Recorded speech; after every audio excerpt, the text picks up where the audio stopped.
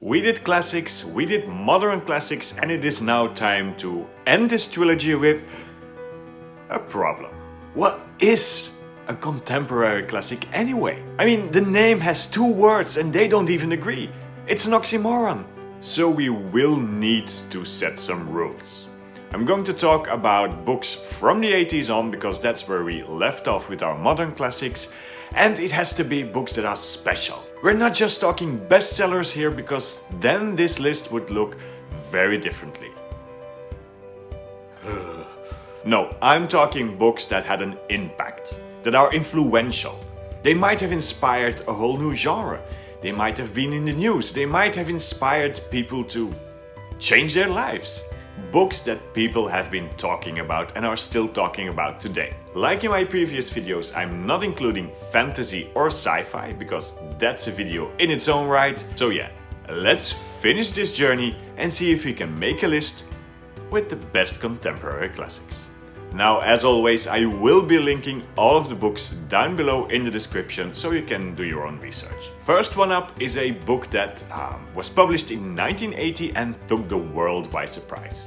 It is a murder mystery, but it is also historical fiction.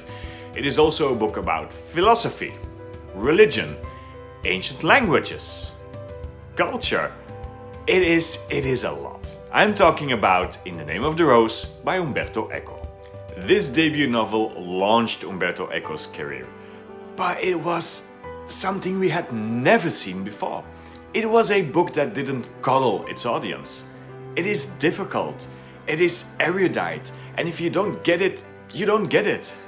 It is full with references and intertextualism and ancient languages, semiotics, it's a lot. It was one of the first ever real bestsellers, and it went on to inspire movies, who weren't great, series, didn't do the book any credit either, games, you name it, there has been an In the Name of the Rose adaptation. Together with Wolf Hall by Hilary Mantel, this book dragged historical fiction as a genre into the modern age, and it is here to stay. In a world of books always dumbing down and coddling its readers and thinking they were illiterate children, this book was refreshing, it was a challenge, and it still is today. So, first candidate for the title of contemporary classic, I would nominate In the Name of the Rose by Umberto Eco.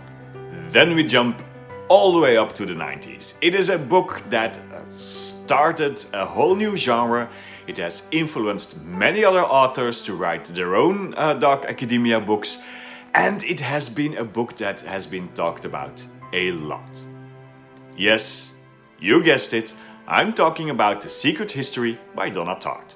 This book was a milestone book for Generation X and keeps on fascinating people up to today. It has researched on social media, it has birthed the whole dark academia movement, and it is one of the most cited books you can find anywhere out there. The Secret History managed to compel both the literary critics as the general audience, which is a publishing goldmine. There are influence of Salinger, of Scott Fitzgerald, and in itself it started to influence others. Even the Harry Potter series is said to be influenced by The Secret History by Donna Tartt. It did not only trigger the dark academia movement, it also triggered the resurgence of the interest in Greek mythology and ancient languages. And from there, a whole genre of retellings of ancient mythology was born. This book is a literary superstar that many people have read and will be rereading many years to come. So I would argue that The Secret History by Donna Tartt is another great candidate for a contemporary classic. Our third book motivated killings, riots, bombings, assassination attempts, and a fatwa. Yes, I'm talking about The Satanic Verses by Salman Rushdie. First published in 1988, this book tackled one of the major problems the modern world faced: immigration. It was a book about identity, about roots, about being uprooted. It was well received by literary critics all around the world, but would never have been anything special until the controversy happened. The next year, after a violent riot against his book in Pakistan, the religious government over there declared Salman Rushdie to be the target of a fatwa. A religious punishment, a religious call to action, if you will, to kill Salman Rushdie and those who published his book. This book was conceived to be very blasphemous towards the Islamic community and sparked a lot of discussion even over here in the West. While some politicians called for this book to be banned, others defended it because it was freedom of speech and the right of self-expression. All of a sudden, this book had caused a cultural war. And the war it was. Left and right, all over the world, people got attacked, got killed because they were translators of the book, publishers of the book, or even selling the book. And even today, the fight rages on. Only last year, the author Salman Rushdie was attacked on stage and suffered several gunshots to the abdomen. Luckily, he did survive, but he lost the use of one eye and one hand. All in the name of writing a book. Now, I would even argue that the Satanic verses are not even Rushdie's best book. But it sure is his most controversial and talked about. And for those reasons, the Satanic verses by Salman Rushdie is another great nominee for our contemporary classics. And talking about banned and controversial books, how about this one? This is a book that won a Pulitzer Prize. This is a book that is on the BBC's 100 most influential books of all times. But it is also on the list of most challenged and most banned books in the US today.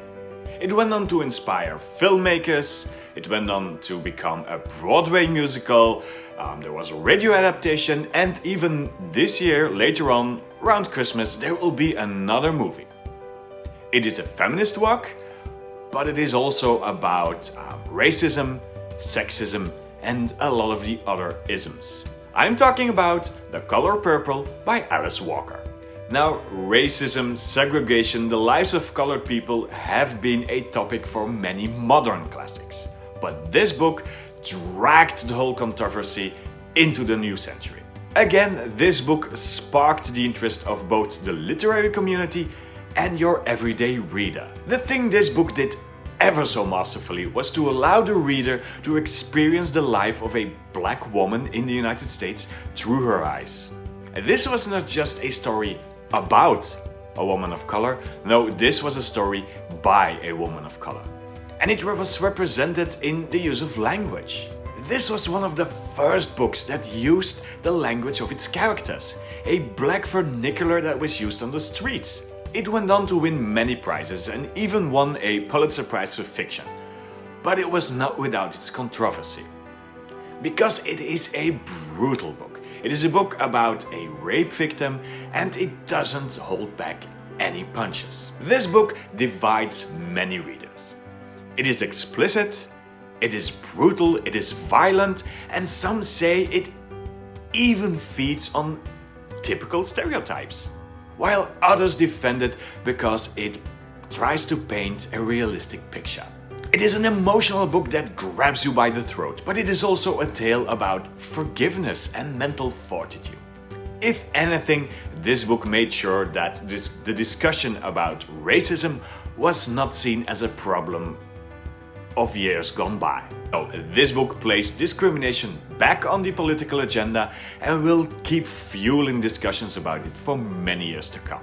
So, again, The Color Purple by Alice Walker, another great candidate for the title of contemporary classic. The next book was originally published in 1985 and it is said to be speculative fiction. It hasn't really happened, or has it? It only gained notoriety and success many years after it was first written and published, and it still keeps growing today. It famously ends with the line, "Are there any questions?" And you should know by now that I'm talking about The Handmaid's Tale by Margaret Atwood. If modern classics had 1984 by George Orwell, then contemporary classics deserve a dystopian novel of their own. And this novel has to be it. This book paints a grim picture of a totalitarian state. In a world rife with ecological problems, theological problems, oppression, something's got to give. But this book is not finished. Just as this battle against totalitarian states hasn't finished yet. Margaret Atwood, the writer, sees it as a work in progress. And she keeps adding to it, even today. She has added Audible material, she has added a Hulu adaptation, and she has added interviews with professors and scholars alike. This book is an ongoing debate about government and democracy. Even last year, as a gimmick, but also as a statement, an edition was published that simply could not be burned. And that in itself is a sign that The Handmaid's Tale by Margaret Atwood is another great candidate for our contemporary classics list.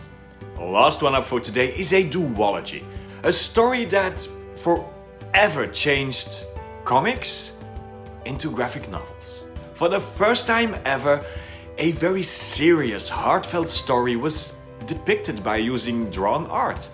Comics were no longer just the funnies in the newspaper, comics had become literary all of a sudden. It was a very emotional, heavy story from the perspective of two narrators. One, the old man who survived the Holocaust in the Second World War, and the second one, his son, who had a very troubled relationship with his father. You guessed it, I'm talking about Mouse, A Survivor's Tale by Art Spiegelman. Just like Animal Farm, Mouse, A Survivor's Tale tells the story through anthropomorphized creatures. Mice, cats and pigs. Now, this is not just a reference to that modern classic, but it also references speeches the Nazis did about the Jews not being real people. Originally a bit of a cult classic, it slowly started to find its way into the houses of the general reader. Even up to the fact that in 1992, this book for the first time won a Pulitzer Prize. A first because all of a sudden everyone saw that a graphic novel could actually win a very esteemed literary prize. It opened the floodgates for more artists to use graphic novel and graphic art as a medium to tell their stories. And it changed the medium's history forever. Mouse is an important tool in learning and teaching about intergenerational trauma, about the Holocaust, that will go on to serve us for decades. Art Spiegelman's graphic art is seen by scholars as an essential tool in Holocaust education. And so it got banned. Said to contain profanity, nudity, violence and even suicide, this book has been banned from many school libraries, while others defend it as being a representation of the horror that the Holocaust was. This book has sparked a lot of debate and discussion, and it will continue to do so for many years to come. It birthed the graphic novel as a medium for very serious stories, and it is a tool that helps us to remind the past. And for those reasons and many others, I would nominate Mouse, A Survivor's Tale by Art Spiegelman as another excellent candidate for our contemporary classics list. And now I want to hear from you. What would you consider to be a contemporary classic? And do you agree with my choices? Have you read any of these? Let me know down below in the comments and we'll talk contemporary classics some more. That was it for me for today. Thank you for watching. Do leave a like and a subscribe. And if you need any more recommendations for good books to read, you can always go here.